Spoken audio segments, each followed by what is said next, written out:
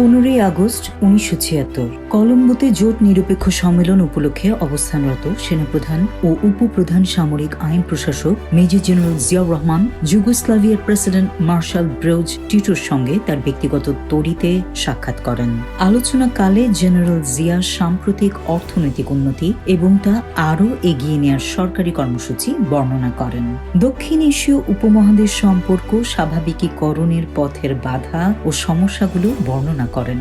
সমস্যাসমূহ সমাধানে বাংলাদেশ সরকারের বিভিন্ন প্রয়াস ও উদ্যোগের কথাও জানান তিনি। 15ই আগস্ট 1976 জোট নিরপেক্ষ পররাষ্ট্রমন্ত্রী সম্মেলনে বাংলাদেশ প্রতিনিধি দলের নেতা মেজর জেনারেল জিয়াউর রহমান স্থানীয় হোটেল ইন্টারকন্টিনেন্টালে বিভিন্ন দেশের পররাষ্ট্র মন্ত্রীদের সম্মানে এক সংবর্ধনা সভার আয়োজন করেন। অনুষ্ঠানে অন্যদের মধ্যে উপস্থিত ছিলেন জোট নিরপেক্ষ মন্ত্রী সম্মেলনের সভাপতি ও শ্রীলঙ্কার মন্ত্রী ফিলিপস বন্দরনায়েক ও যুগোস্লাভিয়া, তিউনিসিয়া, উত্তর Korea, Bhutan, Afghanistan, Burma, Ghana এবং ওমানের পররাষ্ট্র মন্ত্রীবৃন্দ। এছাড়া শ্রীলঙ্কায় নিযুক্ত ভারত ও ইরানের রাষ্ট্রদূতদ্বয়ও এই অনুষ্ঠানে উপস্থিত ছিলেন। 15ই আগস্ট 1977 যশোরের ঝিকরগাছা ও শার্শা থানার ইউনিয়ন পরিষদের চেয়ারম্যান ও সদস্য এবং সমাজের বিভিন্ন স্তরের মানুষের এক সমাবেশে প্রেসিডেন্ট ও প্রধান সামরিক আইন প্রশাসক মেজর জেনারেল জিয়াউর রহমান বলেন, ব্যক্তিগত শত্রুতা ভুলে গিয়ে আপনারা কাজের রাজনীতিতে ব্রতী হন। বাক সর্বস্ব রাজনীতি পরিহার করুন। এতে করে দেশ উত্তরোত্তর সমৃদ্ধ হবে এবং জনসাধারণের উপকার হবে।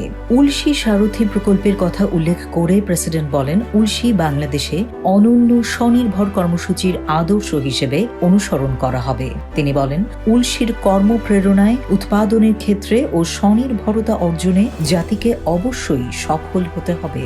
প্রত্যেককে উৎপাদন ও অর্থনৈতিক কার্যক্রমে অংশগ্রহণ করতে হবে। এই ব্যাপারে জনতাকে সংগঠিত ও তাদের দেশাত্মবোধে উদ্বুদ্ধ করার কাজে ইউনিয়ন পরিষদ চেয়ারম্যান ও সদস্যদের অগ্রণী ভূমিকা পালন করতে হবে।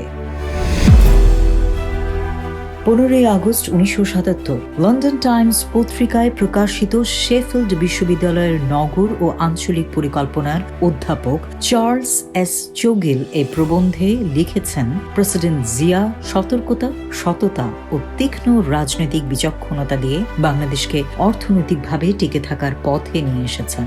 নিবন্ধে লেখা হয়, জেনারেল জিয়া যে সমস্যার উত্তরাধিকারী হন তাতে অনেকেই মনে করতেন যে হতাশার পরিস্থিতিতে নতুন সরকার কয়েক মাসের বেশি টিকবে না, কিন্তু তিনি তার অবস্থান সুসংহত করতে সফল হয়েছেন। নিবন্ধে আরও লেখা হয়েছে যে জেনারেল জিয়া সাম্প্রতিক মাসগুলোতে দেশকে ঐক্যবদ্ধ করতে তার সর্বশক্তি নিয়োগ করেছেন। তিনি রাষ্ট্রপতি হিসেবে তার পদ এবং নীতি গণভোটের পরীক্ষায় পেশ করেন। এতে শতকরা 80% ভোটার ভোট দেন এবং তাতে প্রায় 99% সমর্থন লাভ করেন। বর্তমানে তার প্রচেষ্টার সুফল পেতে শুরু করেছে বাংলাদেশ। নিবন্ধে লেখা হয়, উন্নয়ন প্রচেষ্টার জন্য যে স্থিতিশীলতা প্রয়োজন জিয়া সরকার তা আনতে সক্ষম হয়েছেন, কিন্তু তবু আশাবাদ বাংলাদেশিদের জন্য একটি বিলাস যাতে তারা গা ভাসিয়ে দিতে পারে না। বাংলাদেশে তার সাম্প্রতিক সফরের অভিজ্ঞতা তুলে ধরে মিস্টার চেগিল বলেন, আমি দেখেছি এখনো গুরুতর সমস্যা বিদ্যমান থাকা সত্ত্বেও নিঃস্বার বাংলাদেশে আবার প্রাণের সঞ্চার হয়েছে। 1971 সালের স্বাধীনতা ঘোষণার পর যে কোনো সময়ের তুলনায় বাংলাদেশ তার ভবিষ্যৎ সম্পর্কে এখন অনেক বেশি আশাবাদী। 15ই আগস্ট 1980 প্রেসিডেন্ট জিয়াউর রহমানের সভাপতিত্বে হিজবুল বাহারে অনুষ্ঠিত জাতীয় অর্থনৈতিক পরিষদ NECর সভায় দেশের সমুদ্র সম্পদ অনুসন্ধান ও আহরণের জন্য একটি জাতীয় কাউন্সিল গঠনের সিদ্ধান্ত নেওয়া হয়েছে।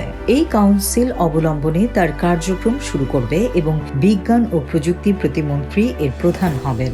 চলমান এই বৈঠকে দ্বিতীয় পাঁচশালা পরিকল্পনা নিয়ে আলোচনা হচ্ছে এবং এতে কয়েকটি গুরুত্বপূর্ণ সিদ্ধান্ত গৃহীত হবে বলে আশা করা হচ্ছে।